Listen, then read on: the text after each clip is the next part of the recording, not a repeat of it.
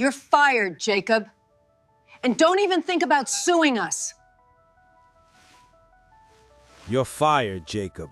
And don't even think about suing us. Helen Brooks's words cut like cold steel. My name is Jacob Cole, and in that glass-walled office in Manhattan, my career was buried alive. Accused of a fraud I didn't commit, I watched my badge get deactivated and my reputation evaporate in minutes.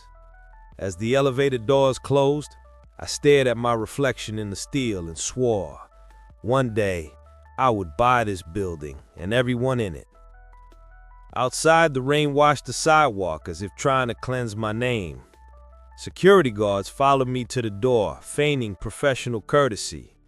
Colleagues averted their eyes, some ashamed, others relieved they weren't next. I picked up my cardboard box with a chip mug and an old team photo. I left knowing I would never return as the same man. In the days that followed, my life became a sequence of silences, unreturned calls, suspicious glances, doors closing before I even knocked. I slept poorly, plagued by nightmares of emails and headlines calling me a thief. Until, in one sleepless dawn, I realized proving my innocence was pointless. I would need to become indispensable to the world that had rejected me. I sold the car, closed accounts, changed neighborhoods and faces. I cut out the superfluous, learned to live on bitter coffee and unwavering focus. I studied corporate warfare, economics, mergers, restructurings. Each spreadsheet was a rehearsed strike, each dawn a rehearsal for revenge. The pain I felt that day turned into the fuel for my discipline. In a cheap notebook, I wrote a single phrase. They judged me guilty. I will be the judge of the end. From then on, every penny earned was a stone in the path of reconstruction. No blind rage, just method. I learned that success is the quietest revenge there is, and when the chance came, I wouldn't hesitate for a second. The first months were a desert. No return calls, no investor willing to risk on a tarnished name. I was erased from the corporate map as if I'd never existed. Then I started small, buying debts from companies on the brink of bankruptcy. Where everyone saw failure, I saw cracks. Over time, the cracks became opportunities. I was just JC on the contracts, a clean name, without a past. With each successful negotiation, my reserves grew. With each mistake, I learned. And slowly, the destroyed man began to build an invisible empire. That was how JC Holdings Group was born. A faceless company, without headquarters, just results. It was me, my laptop, and a group of contacts as discreet as they were lethal. I didn't appear in photos, didn't give interviews, didn't attend events, but behind the curtains, I moved numbers that toppled entire companies. On a cold dawn, a report caught my eye. Eastbridge Financial, the same company that fired me, was bleeding silently. Poorly disguised debts, divided boards, panicked directors. It was the crack fate owed me. And for the first time in years, I smiled without guilt. I closed the laptop and pressed my forehead against the window of my Chicago loft. The city lights blinked like a board on fire. The silence of the past gave way to the adrenaline of return. Revenge was no longer a dream. It was strategy. When the sun rose, I already knew the predator was back. 5 years later, the name JC Holdings Group had become a silent legend on Wall Street. I was the investor no one knew, but everyone feared. Companies fought for my investments, unaware they were being evaluated by someone thirsting for reckoning. Each acquisition was a calculated step towards an inevitable fate. And the fate, at last, began pointing to the same address that had destroyed me. It was during a discreet meeting on the 41st floor of Madison Tower that the announcement came. Eastbridge Financial is for sale. the broker said, unaware of the weight of those words. My heart raced, but my face remained impassive. I took a deep breath and signed the letter of intent to purchase. For the first time in years, the past and future crossed on the same paper. That night, I opened a bottle of scotch and sat before the windows reflecting Manhattan. The taste was bitter and sweet at the same time, the flavor of a victory still unfinished. It's not about money, I whispered to myself. It's about justice. The echo of my voice in the empty apartment was the only applause I received. The next day, the newspapers announced the merger. JC Holdings acquires Eastbridge Financial in a $1 billion deal. The same outlets that once called me a criminal now called me a visionary. I read each headline calmly, feeling the symbolic weight of the irony. This wasn't the end, it was the prologue to my revenge. And if you think this is just luck, you're wrong. This world runs on patience, not impulses. People underestimate time, but it is the most relentless investor. If you're reading this story, remember that sometimes silence is the loudest sound a man can make. The first meeting of the new board took place on a gray Monday. I arrived early, observing every detail, the carpet, the glass walls, even the smell of coffee. Everything the same as the day of my fall. When Helen Brooks entered the room, she froze for an instant. "Mr. Cole?" she asked, her voice trembling. "The same," I replied, "but now I'm your boss." The silence that followed was thick, almost palpable. Eric Turner, the true author of the fraud, averted his gaze and pretended to type something on his laptop. The other executives whispered, trying to process the impossible. I, the man they had destroyed, now controlled each one of them. The round table became the stage for the coldest revenge the market had ever seen. I spent the first days observing. I didn't give abrupt orders, didn't make threats. I just listened, analyzed, noted. Fear does more damage than any plan. Helen tried to be cordial, but the sweat on her hands said it all. Eric, on the other hand, was already plotting a way to neutralize me. It was predictable, and I was counting on it. During a results presentation, I looked at the slide showing declining numbers. "Interesting," I commented, crossing my arms. "It seems the company needs an independent audit." Helen paled. Eric stammered. They knew what that meant. The old frauds would come to light, and I wouldn't need to raise my voice to bury them. As I left the room, I stopped in front of the golden plaque in the reception. Eastbridge Financial. Integrity, trust, success. I ran my finger over the glass and left a mark. "Integrity," I murmured with a smile. "Too bad you'll only learn what that word really means now." The revenge was just beginning. I entered the meeting room without warning, like a ghost returning to collect an old debt. All eyes turned to me, and the sound of the projector stopped mid-presentation. Helen Brooks paled. Eric Turner tried to hide his discomfort, but the sweat on his forehead gave him away. "Gentlemen," I said calmly, "from today on, decisions go through me." The echo of those words sounded like a court verdict. Helen swallowed hard and forced a smile, trying to maintain composure. "It's an honor to have you with us, Mr. Cole," she lied with professional elegance. I returned with a cold nod. Eric avoided my gaze, but I could feel the fear pulsing in him. With every second, control slipped from their hands. I watched, satisfied, like a strategist facing a surrounded enemy. At the end of the meeting, Helen asked to speak privately. We entered her office and she closed the door carefully. "Jacob, I didn't know about the fraud back then," she said, her voice wavering. I crossed my arms, studying every gesture. "You signed my firing without proof, Helen.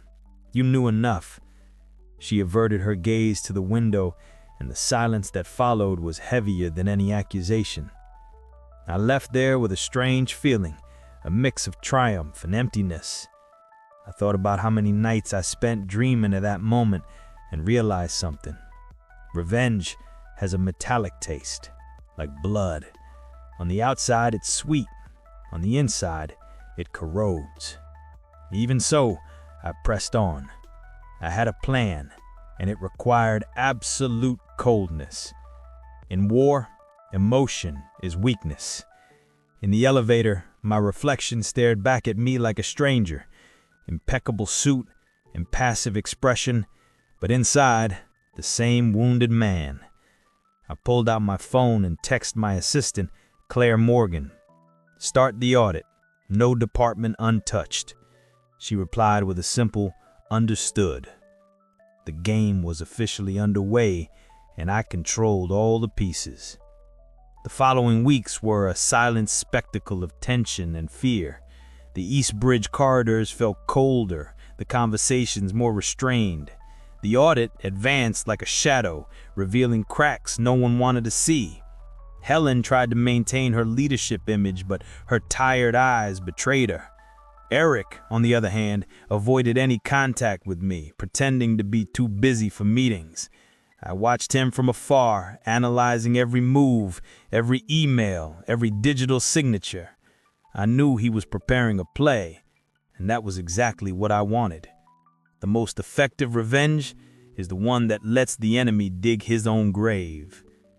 Meanwhile, I focused on something bigger, rebuilding the company they had nearly destroyed, but now under my absolute dominion. Claire was the only one who knew my true story. "You're going too far," she said one night as we reviewed reports. "This isn't just about justice, it's about power." I stayed silent for a moment before replying, "Power is the only language they understand." She looked at me like someone about to cross a line of no return. Maybe I already had. During a strategic meeting, Helen presented a new expansion plan. I listened attentively, but spotted something in the numbers, a subtle deviation, almost imperceptible, that only someone like Eric could create. I waited for the meeting to end and asked Claire to trace the files. Hours later, she returned with the proof. Eric was sabotaging the internal balance sheet again. I closed the report, took a deep breath, and looked out the window of my office. The city gleamed like an illuminated battlefield. I said, "It's time." The difference was, this time, I had the right weapons. And when the truth came out, no one would doubt who, after all, was the real culprit. The audit became routine, and fear leaked through the glass corridors. Employees whispered my name as if it were a forbidden code.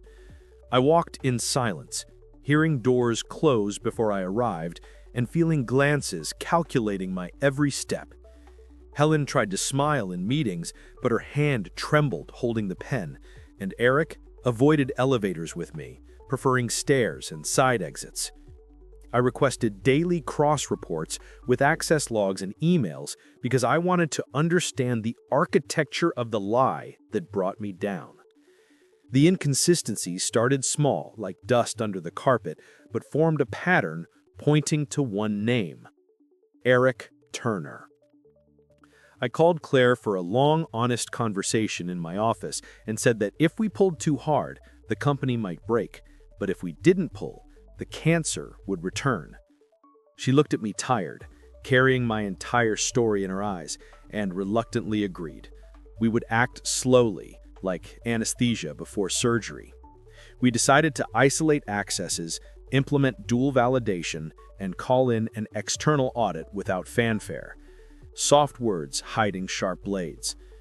Meanwhile, I maintained the public routine of a calm and measured manager to avoid market panic. Eric smiled slyly, convinced he still controlled the pieces. Little did he know, he had already stepped in his own trail. I sent a memo to the board about governance adjustments in neutral, almost bureaucratic language, but with effects that would bleed on closer reading. Helen signed, trying to seem in control of her own fate, while I noted who applauded and who breathed relief. The audit advanced silently and surgically, and each discovery was recorded with surgical calm, without public fanfare. I observed reactions like a general surveys the field, who retreats, who tries to negotiate, who lies with their eyes. The web tightened, and I realized that when the truth exploded, no one could say they didn't have a chance to escape. At night, alone in my office, I reviewed the reports and felt the old chill in my throat, a mix of anticipation and emptiness. I thought about the countless nights I promised to return, and understood that the return wasn't just settling scores, it was a metamorphosis. Claire knocked and entered, bringing coffee and an expression mixing fear and loyalty. She said, "If we go all the way, there's no full way back." I just smiled and replied, "Maybe not, but at least the truth will have a chance to exist." The next dawn, Claire brought a heavy black folder that smelled of fresh ink and sleepless nights.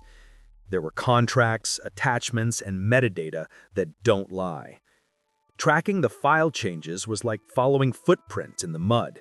Each rewrite, each inconsistent timestamp was a line we connected until forming a script of guilt. We found a forgotten server in the basement, old and unlabeled, a survivor of poorly documented migrations, and inside it, parallel versions of balance sheets and meeting memos. There were archived emails with timestamps incompatible with the minutes, and Eric's digital signature shone like neon in a rainy night. Everything pointed to him as the author of the manipulations. The feeling of having concrete proof gave way to a cruel dilemma. Exposing everything would devastate the company I had just saved. We traced how far the manipulation went and realized it wasn't just for profit. It was for ego and fear of exposure, an impulse that had corroded decisions for years. The dilemma hit me with the force of a verdict without appeal. I could destroy those who destroyed me, but I could also ruin thousands of jobs and clienteles. Silencing would mean accepting that justice can wait for the quarter. Exposing meant risking collapse. I remembered the elevator closing years ago and the childish promise I made to myself, and understood that this time I would need to be judge and surgeon at once. I decided we would act with precision to minimize collateral damage, but the truth would have to come out. I scheduled a meeting with Helen at 7 in the morning, asking her to come without lawyers or entourage, just her and the truth on the table. When I showed her the proof, I watched her face crumble slowly, excuses shrinking until they became silence. I didn't know how far he would go," she whispered, pale. I let her feel the weight of her actions and omissions before deciding the next step. Involve internal authorities and plan a controlled exposure. I wasn't seeking to humiliate. I sought to hold accountable and rebuild. And as contradictory as it seemed, I wanted to preserve what was possible of the company. I left the room with a cold, documented plan, knowing the watchmaker of truth had finally set the gears right. The next morning, the entire building breathed differently, heavy, as if the air had been replaced by tension. Helen didn't show up, and rumors started circulating before 9. I knew Eric had felt the news tightening because he sent a short message. "Can we talk?" The reply was just a time and a meeting room. When he entered, feigning calm, I already had the condemning proof on the table. He tried to disguise it, talking about accounting misunderstandings and human error, but his voice faltered. I showed the emails, the spreadsheets, the server records, and watched sweat trickle down his expensive collar. Claire watched in silence, taking notes as cold as ice. "You destroyed me once, Eric," I said, without raising my tone. "But now I'm the one who decides when your career ends." He tried to negotiate, but there was no more negotiation, just the sound of his own collapse. When he left the room, staggering, I noticed something strange. I felt no pleasure, just exhaustion. Claire looked at me and asked if that was enough for me. Truth always has a price, I replied, staring at the glass horizon. The problem is, no one warns you how much it costs to pay it.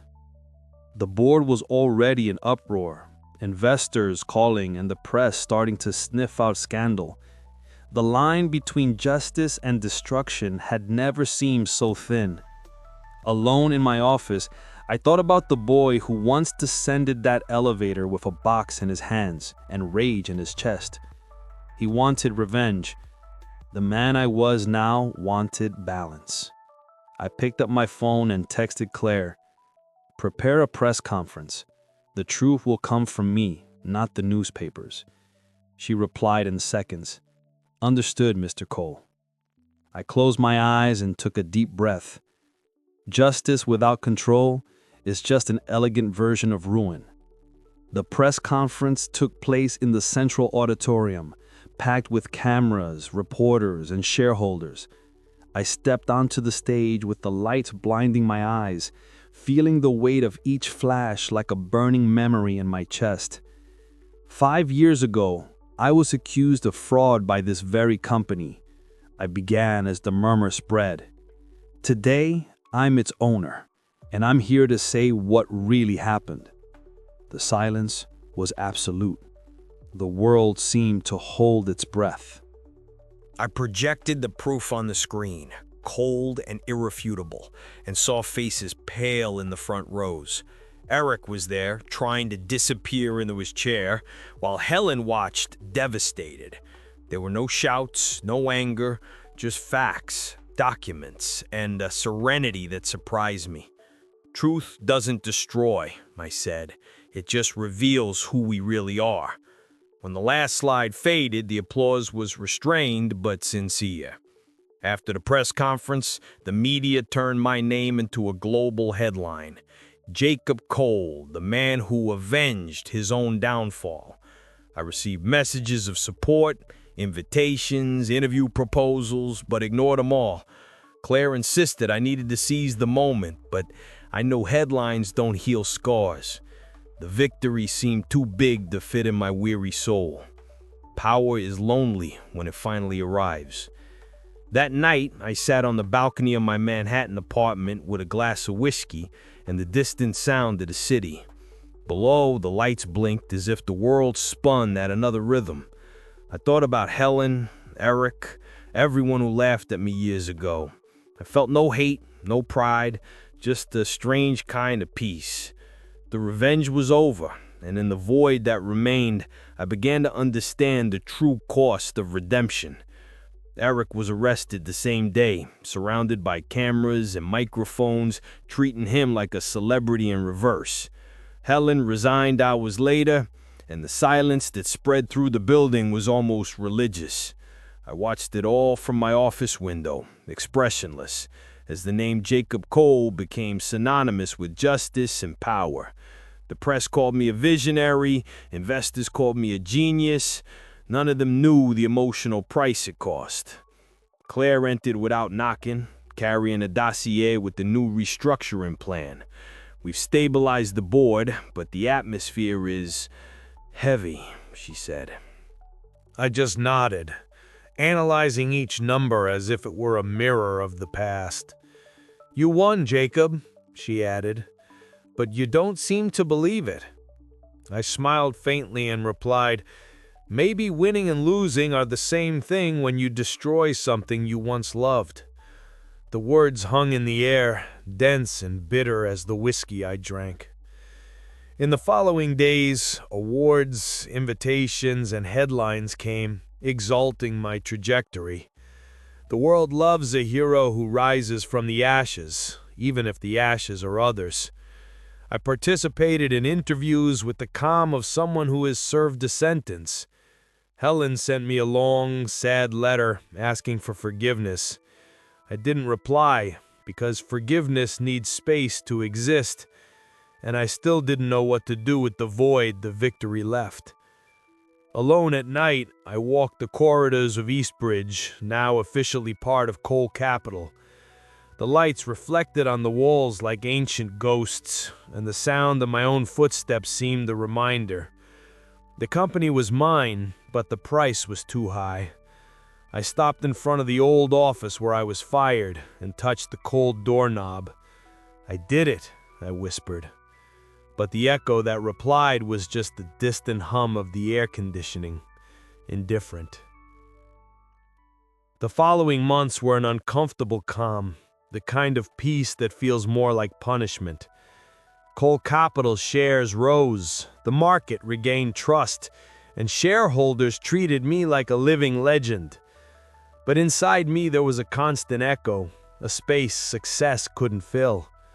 I had cleared my name, destroyed my enemies, and conquered everything I swore to achieve.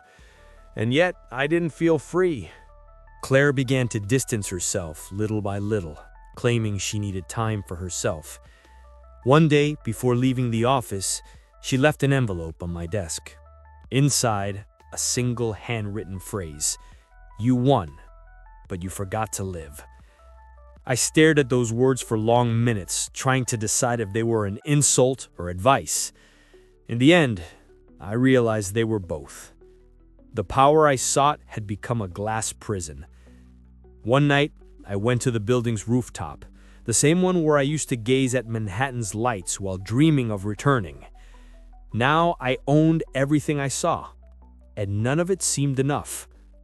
The cold wind cut my face like a reminder, and I thought about how many people had been left behind.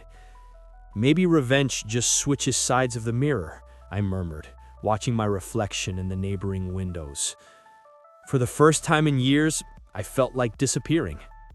I descended the stairs slowly and stopped in front of the company's golden plaque. I no longer sought justice. I sought peace, and that can't be bought or conquered. I stood, walked to the window, and saw the city stretch like a golden scar on the horizon. I pulled an envelope from my pocket that I'd kept since the merger and left it on the desk. Inside, a letter with my personal confession. Yes, I won, but I lost what made me human. Not for anyone to read, but so I could leave there what remained of the man who once wanted to be a god. I took a deep breath, looked around, and said goodbye in silence. The past was finally settled, and forgiveness, even if silent, began to be born. I left the building without looking back, feeling the cold wind on my face like a new beginning. I passed hurried people who had no idea who I was or what I carried on my back. I took a cab, asked just to drive without destination, and stared at New York's lights through the window. In that moment, I realized that perhaps the true revenge was living in peace when everyone expected me to get lost. And for the first time in a long time, I smiled without needing to win. 2 weeks later, I received an unexpected message. Helen wanted to meet. We set it at a discreet cafe in the Upper East Side, far from cameras and memories. When she arrived, she seemed smaller, as if time had shrunk not just her body, but her pride. She sat across from me, eyes teary, and a sigh that said more than any apology. "Jacob," she began, "I came to ask for your forgiveness." We sat in silence for long seconds, and for the first time, I realized there was nothing left to forgive. The hate, the resentment, the desire for revenge, it had all dissolved into something lighter. "You made me understand that there's no victory without consequence," she said, and I just shook my head. "And you made me understand that forgiveness doesn't erase anything. It just makes the weight more bearable." Our eyes met, and for the first time, there was no guilt between us. When she left, I stared out the window, watching leaves fall on the asphalt. I thought about Claire, Eric, everything that started with an injustice and ended with a choice. I could continue on the iron throne of the market, or start a new life, without masks, without noise. I opened the banking app, confirmed a transfer, and donated half my shares to a business recovery foundation. For the first time, I did something without strategy. As I left the cafe, the sun pierced the clouds and colored the city in shades of gold and gray. I walked unhurriedly, feeling the weight lift from my shoulders with each step. The revenge was over, and in its place was born an unexpected calm. I was Jacob Cole, the man who was destroyed, rebuilt himself, and finally learned to let go. Sometimes, forgiveness isn't the end of the story. It's just the first day of a new life. Months passed since that cafe, and the city seemed slower, as if finally breathing with me. Cole Capital thrived under new management, and my name was now just an elegant shadow at the top of contracts. I no longer needed to be at every meeting or control every number. For the first time, power didn't serve as armor, but as a memory. The man who sought revenge was in the past, and what remained was someone who finally understood the value of silence. I started visiting small businesses, forgotten ventures on the brink of bankruptcy, faces that reminded me of the Jacob who once begged for a second chance. I wasn't seeking profit, I sought purpose. Success without empathy is just a sophisticated form of ego, and I had paid too dearly to sustain mine. Claire returned, now as director of the foundation we created together, and brought with her something I had lost: lightness. She said my story inspired, but I knew it just ended where it should have begun. One night, I received an invitation to lecture at Harvard on ethics in business. I laughed reading the title. Too much irony for a man who turned pain into strategy. Even so, I accepted. I took the stage and told my story from beginning to end, omitting neither the flaws nor the shadows. When I finished, a student asked, "If you could go back, would you do it all again?" I smiled and replied, "No, but I wouldn't have learned anything if I hadn't fallen first." Applause never felt so light. Back in Manhattan, I stopped in front of the building where it all began. The lights reflected on the sidewalk like artificial constellations, and for the first time, I felt part of them. Not above, not below, just within. I looked at the Cole Capital sign and understood. Legacy isn't what we leave the world, but what we stop carrying from it. I took a deep breath, put my hands in my pockets, and walked to the corner. The cold night wind greeted me like an old friend, and I finally let myself go.